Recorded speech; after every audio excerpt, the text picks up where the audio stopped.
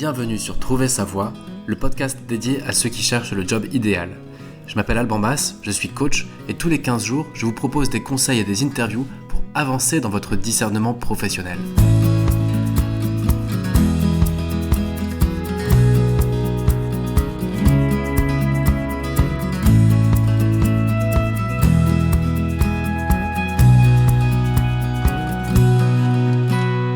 Bonjour à tous. Ça fait déjà quelques mois que vous n'aviez plus d'épisodes. En fait, la raison est simple, c'est qu'il s'est passé plusieurs choses.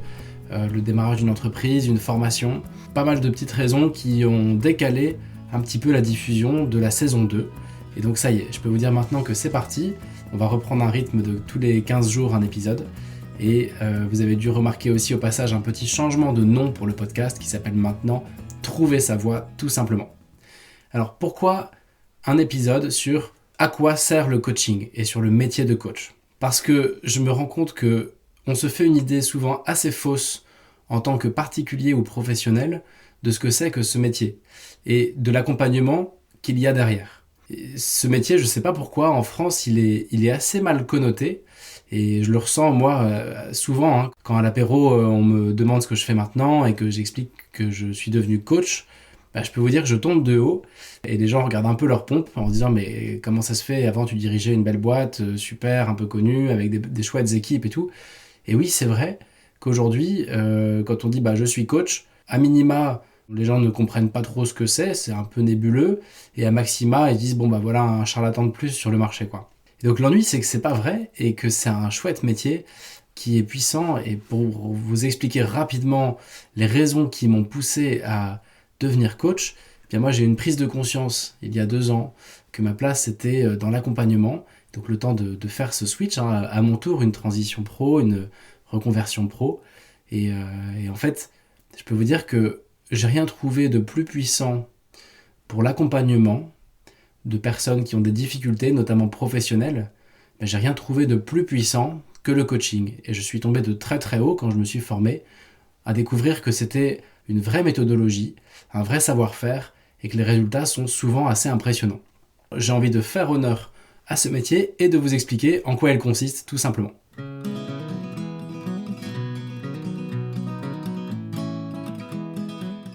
Alors pour commencer, à qui s'adresse le coaching ? Donc il faut savoir que ça vient des États-Unis, comme tous ces métiers un peu nouveaux, et que ça a d'abord touché les entreprises. C'est-à-dire que le marché principal du coaching, c'est un marché pro, B2B, qui vient accompagner des dirigeants, des managers, des équipes, parfois dans du coaching de groupe. Alors en fonction des pays où on le pratique, il y a différentes cultures. Les pays anglo-saxons vont plutôt avoir tendance à déclencher du coaching pour accompagner des hauts potentiels ou des personnes qui prennent un poste d'envergure. En Allemagne, c'est plutôt l'inverse. On va se servir du coaching pour accompagner des managers qui sont dans une position difficile. Et puis en France, c'est un mix des deux. Ça va servir un peu à tout, en entreprise j'entends, avec de l'accompagnement d'équipe, accompagnement de dirigeants, accompagnement de personnes en difficulté et accompagnement de prise de poste par exemple. Mais ce qui va nous intéresser dans cet épisode, c'est surtout le coaching de particuliers, qui s'appelle aussi le life coaching. Un terme lui aussi quand même un peu galvaudé et qui veut un peu tout et rien dire. Et donc, dans le life coaching, on s'intéresse à toute personne qui a une problématique et qui ne réussit pas à régler cette problématique par elle-même. Donc ça peut être n'importe qui, sur à peu près n'importe quel sujet, dès lors qu'il y a une problématique, dès lors qu'il y a un vrai enjeu, et dès lors que cette personne réussit à définir un objectif à atteindre.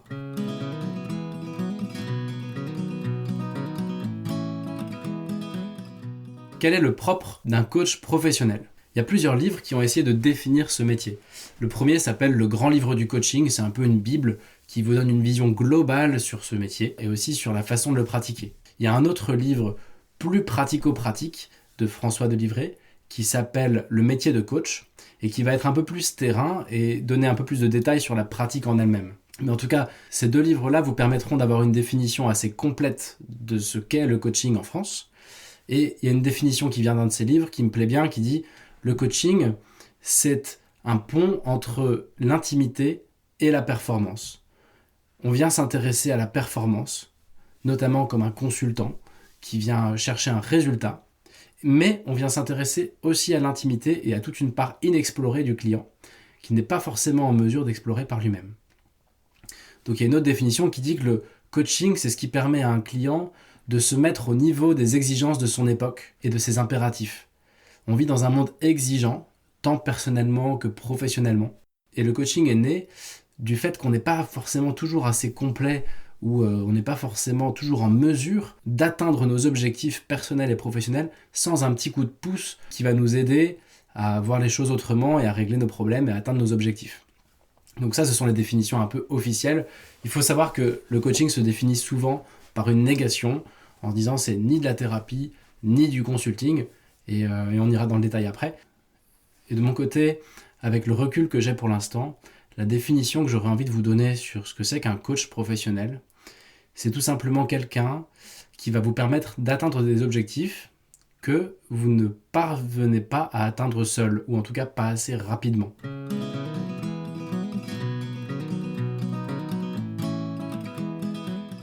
Quels sont les fondements du métier ? Justement, j'en reviens à cette image. C'est vrai que ce métier il est vraiment très connoté, quoi. Le mot coaching veut tout et rien dire. Donc en fait, ce qui met un petit peu en difficulté, c'est que il existe aujourd'hui des coachs pour à peu près tout. Des coachs sportifs, coachs en séduction, coachs en mode, coachs professionnels, life coach, etc., etc. Et en fait, il faut bien dissocier deux choses. Il y a certaines personnes qui sont des experts d'une problématique, donc experts en séduction, experts en théorie des organisations, en tout ce qu'on veut, et qui peuvent du coup vous délivrer une mission de conseiller, de consultant, et vous donner des clés, des vrais outils et des solutions à des problèmes précis. Moi, ce dont je parle ici, c'est le métier de coach qui n'est pas un métier de consultant. C'est une expertise, certes, mais pas une expertise de votre problématique. C'est-à-dire que dans l'absolu, moins on la comprend, votre problématique, au mieux on sera en mesure de vous accompagner. Alors, ça peut paraître un peu contre-intuitif, mais c'est pour répondre à la question qu'on nous pose souvent de dire comment un coach qui ne connaît rien à mon marché, qui ne connaît rien à ma carrière, à mes problématiques personnelles et au métier que je veux faire, comment est-il en mesure de me donner des clés intéressantes sur quelque chose qu'il ne connaît pas ? Et justement, c'est là toute la valeur ajoutée du coach. C'est qu'il va arrêter sa performance assez rapidement pour vous laisser mener la vôtre. Je vais m'expliquer. Le coach, c'est un expert, mais c'est un expert du questionnement, c'est un expert de la maïotique. Il va vous aider à accoucher de vos propres solutions. Et donc, moins il comprend votre problème, plus il est en mesure de vous responsabiliser et de vous aider à trouver en vous-même vos solutions par rapport à cette problématique. Évidemment, tout ça, ça s'appuie sur des fondements académiques plus ou moins poussés en fonction des coachs, qui sont en fait tous les fondements de psychologie moderne. Donc la plupart des coachs se forment à la PNL, à l'analyse transactionnelle, parfois à la Gestalt, à beaucoup de choses en fait, à tout un volet théorique lié de près ou de loin à la psychologie. Mais ça, c'est difficile de rentrer trop dans le détail parce que chaque coach va avoir sa palette d'outils, va avoir sa sensibilité, son vernis académique et sa déontologie. Donc ce que je veux que vous reteniez, c'est que la légitimité du coach, elle vient de sa formation, elle vient des résultats avant tout que vous allez obtenir avec lui ou avec elle, et elle vient de sa capacité à faire germer des solutions nouvelles auxquelles vous n'auriez peut-être pas eu accès seul. Elle ne vient pas d'une expertise sur votre problématique, ni même d'une expertise sur l'objectif que vous souhaitez atteindre. Et ce qui est formidable, c'est de voir l'efficacité de cette approche, de constater les changements profonds qu'il y a chez le client et de voir en quoi ces changements profonds viennent lui permettre enfin de réussir quelque chose qui ne fonctionnait pas jusqu'ici et que aucun conseil n'aurait permis de changer.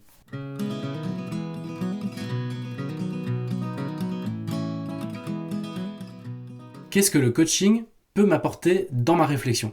Ça, c'est une question qui revient souvent. Et je vais me placer ici du point de vue du coaching en évolution professionnelle, qui est un peu le thème de ce podcast, tout ce qui est lié à la carrière, au discernement, au choix professionnel, etc., etc. Donc, qu'est-ce que le coaching peut vous apporter dans votre réflexion ?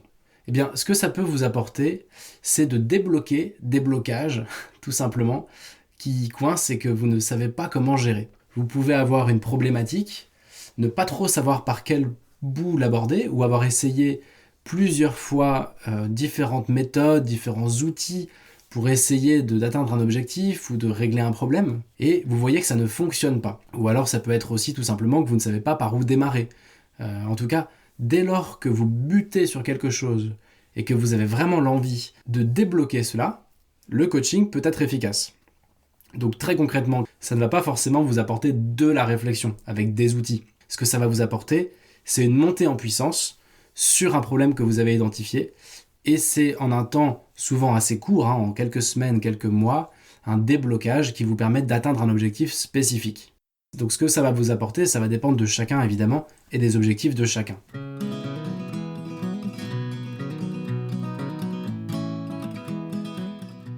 Une autre question importante, c'est savoir si j'ai besoin de coaching, d'experts sur Internet sur différents sujets, de consultants, d'un bilan de compétences, d'une VAE, d'un conseiller en orientation, et évidemment aussi à quel moment j'ai besoin d'un thérapeute. Donc je vais essayer de vous comparer un peu tout ça. Si vous avez besoin de quelque chose de très spécifique, vous avez besoin d'outils à proprement parler, vous avez besoin d'une méthode, vous avez besoin d'exercices pour vous mettre en marche, etc., le coaching n'est pas forcément la bonne approche. Parce que la première chose qu'un coach va vous demander, c'est sur quoi tu veux travailler. Et si vous lui dites sur tout, et je veux avancer, mais j'ai pas de problème, j'ai rien qui bloque, il va vous dire mais si rien ne bloque, pourquoi est-ce que tu fais appel à moi? Donc tous les cours en ligne, les bilans de compétences, le conseil en orientation, toutes ces méthodologies-là, en fait, vont être efficaces quand vous n'avez pas trop de problèmes, mais que vous souhaitez avancer sur quelque chose. Le coaching va être pertinent dès lors que vous n'avancez plus, dès lors que vous avez le sentiment d'avoir besoin d'aide, en fait, et que l'aide dont vous avez besoin ne se résout pas en 1 ou 2 exercices.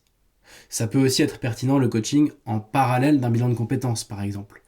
Parce que le bilan de compétences va vous permettre de mieux vous connaître, de réfléchir, de pondérer, de prendre des décisions. Mais le coaching va vous permettre de vous mettre en action. Si par exemple vous avez du mal à passer à l'action, ou si vous restez coincé dans une phase de réflexion. Alors après, la comparaison compliquée avec le coaching, c'est sur la thérapie. C'est de savoir à quel moment vous avez besoin d'un thérapeute ou d'un coach. Parce que les deux vont travailler un peu les mêmes choses. Les émotions, les croyances, des difficultés humaines, psychologiques, et les deux vont explorer des dimensions plus profondes que tout l'aspect rationnel en fait. Donc là-dessus c'est plus difficile parce que certains coachs vont faire de la quasi-thérapie et de nombreux thérapeutes, notamment en thérapie brève, se rapprochent du coaching.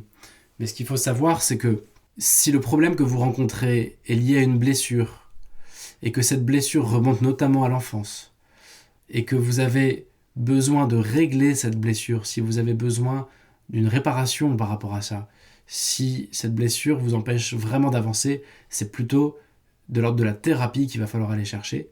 Pareil pour une dépendance affective ou une dépendance à l'alcool, à la drogue et autres, c'est un suivi plus thérapeutique ou médical qui va être pertinent. Le coaching va être pertinent dès lors que vous pouvez travailler au présent. On va s'intéresser un tout petit peu au passé, mais on s'intéresse surtout à un objectif futur, avec un travail sur le présent. Là où la thérapie va plutôt s'intéresser sur le passé pour réparer le présent.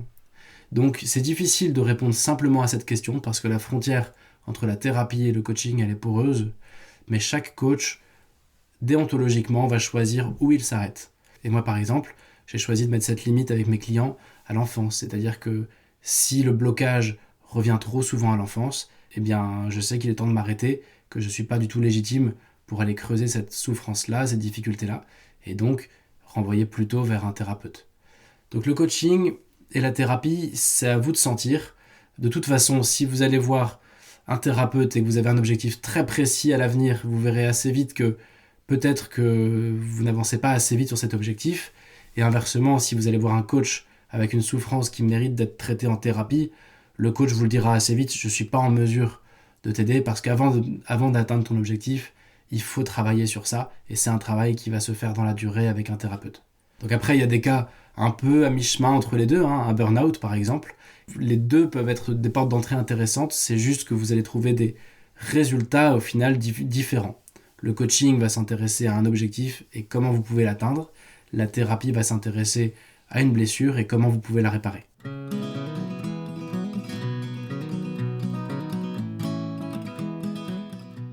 Comment se déroule un coaching ?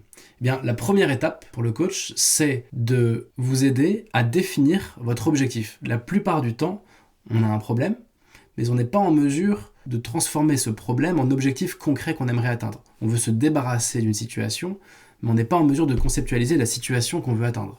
Donc, il y a une première séance qui permet de définir un objectif d'accompagnement, si possible un objectif positif tourné vers l'avenir, et dans lequel on va aussi dérouler tout le cadre en fait, le cadre déontologique, le cadre d'organisation de cet accompagnement-là. Donc cette première séance va vous servir à savoir si vous avez besoin d'un coach, et va servir aussi au coach à savoir s'il est en mesure de vous accompagner, et va lui permettre de vous expliquer exactement comment l'accompagnement va se passer. Et ensuite, vous allez, sur base de cet objectif de coaching, il va y avoir plusieurs séances, donc 3, 4, 5, 6, parfois jusqu'à 9 séances, espacées de plus ou moins 15 jours. Et vous allez ensuite, sur chaque séance, travailler un aspect de l'objectif global que vous vous êtes fixé. Et on va découper comme ça le mammouth en petits morceaux sur lesquels on peut travailler à chaque séance. Et de fil en aiguille, le but, c'est qu'à un moment, vous puissiez dire à votre coach, ben voilà, j'ai atteint ce que j'étais venu chercher. Donc c'est très important de définir un objectif et de se dire à quel moment est-ce qu'il est atteint et à quel moment on arrête. En fait, il y a 2 façons d'arrêter un coaching. C'est que dès lors que vous avez atteint votre objectif, et ça peut arriver très vite, parfois dès la première séance. La deuxième, c'est si vous voyez que ce n'est pas aidant, ce n'est pas opérant.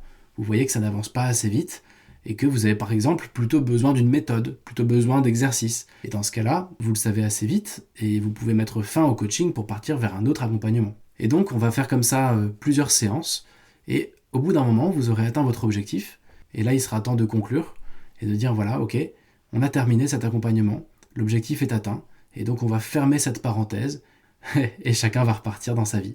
Alors moi, très très concrètement, j'ai 2 types de propositions. La première, ce sont des séances, comme je vous le disais, qui vont être de 1, 3, 4, 5, 6 pour débloquer des blocages. Et la deuxième, c'est un programme qui est un mix entre des séances de coaching et des outils de méthodologie qui vont vous permettre de réfléchir et d'agir et d'alterner entre les deux. Mais voilà, chaque coach est évidemment différent. Là, je vous parle que de mon cas personnel.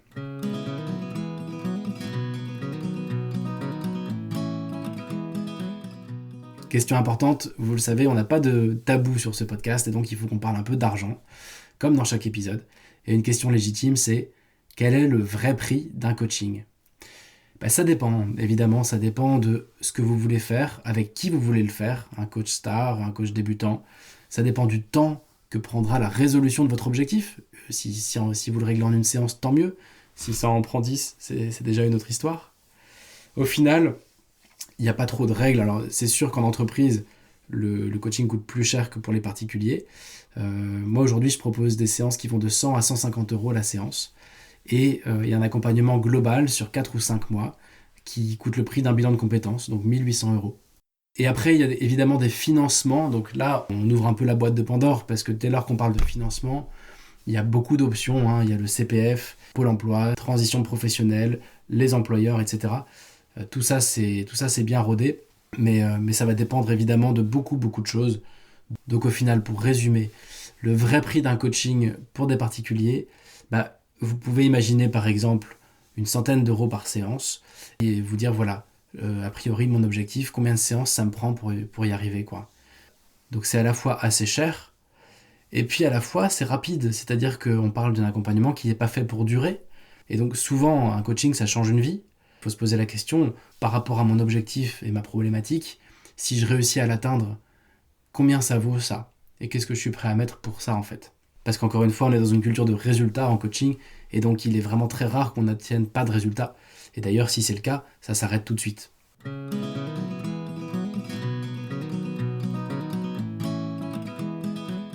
Je me suis aussi dit que ça pouvait être sympa de vous partager quelques exemples d'accompagnement pour vous illustrer un petit peu ce qu'on peut vivre en fait en coaching. La première, c'est une cliente qui travaillait depuis 8 ans sur une thèse de fin d'études et qui ne réussissait pas à la terminer et qui ne comprenait pas pourquoi. Et donc on a travaillé ça en quelques séances et on a réussi elle a réussi à débloquer quelque chose qui était assez profond et trouver l'énergie pour aller au bout de cette thèse et les ressources pour atteindre cet objectif en fait qui était très important pour elle et qu'elle ne parvenait pas à atteindre par elle-même. Un autre exemple, c'est une personne qui est responsable des ressources humaines qui me disait mais je comprends pas, je suis en mesure d'accompagner tous mes collaborateurs dans leur choix de carrière. je suis plutôt doué pour ça, je leur trouve des solutions. Mais alors quand c'est pour moi-même, je ne réussis pas. Je bloque, je sens que j'ai besoin de changement. Pas forcément de quitter ma boîte, mais j'ai besoin de changement et je ne réussis pas. Donc on a fait ce travail et ça lui a permis d'y voir clair et de trouver des réponses qu'elle ne parvenait pas à trouver elle-même. Puis un dernier exemple pour vous montrer un peu la diversité des missions, c'était une personne qui avait vécu 35 ans dans une communauté religieuse, une communauté qui a eu des pratiques illicites qu'elle a dénoncées. Et cette personne s'est retrouvée du jour au lendemain sans boulot, sans formation, besoin de rebondir rapidement. C'était une mission magnifique où au final en 3 séances, elle a réussi à trouver les réponses et à se mettre en action et à trouver un job qui lui convenait. Et pour elle, c'était important, il y avait de l'enjeu comme on disait au début. Elle a compris ce qui bloquait aussi et elle a réussi à se mettre en route et à trouver un job.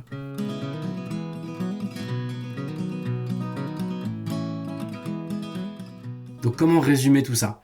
Mais le coaching, c'est pas un métier de charlatan, c'est un métier sérieux, avec une formation derrière, avec une expertise sur le questionnement et sur la capacité à faire émerger des solutions chez une personne.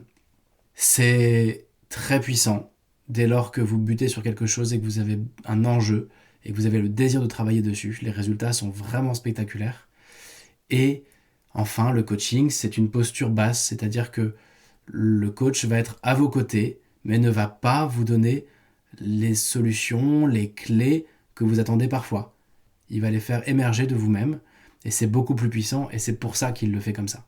Mais dans un cas de discernement professionnel, parfois on a besoin de coaching, parfois on a besoin de méthodes, de bilan de compétences et d'accompagnement, souvent on a besoin des deux, et parfois même malheureusement on a besoin d'un petit coup de pouce thérapeutique. Et donc j'espère que cet épisode un peu atypique a pu vous éclairer un peu sur dans quel cas c'est pertinent un coaching et comment ça fonctionne. Et tout ça, évidemment, n'engage que moi parce que je suis sûr que de nombreux coachs, en entendant cet épisode, vont hurler en disant « Mais non, c'est pas ça du tout et tout ».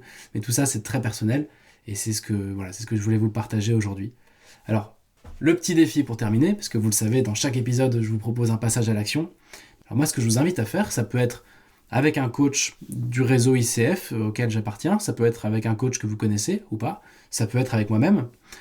Eh bien, c'est tout simplement de venir faire une séance de découverte où vous allez présenter votre problématique.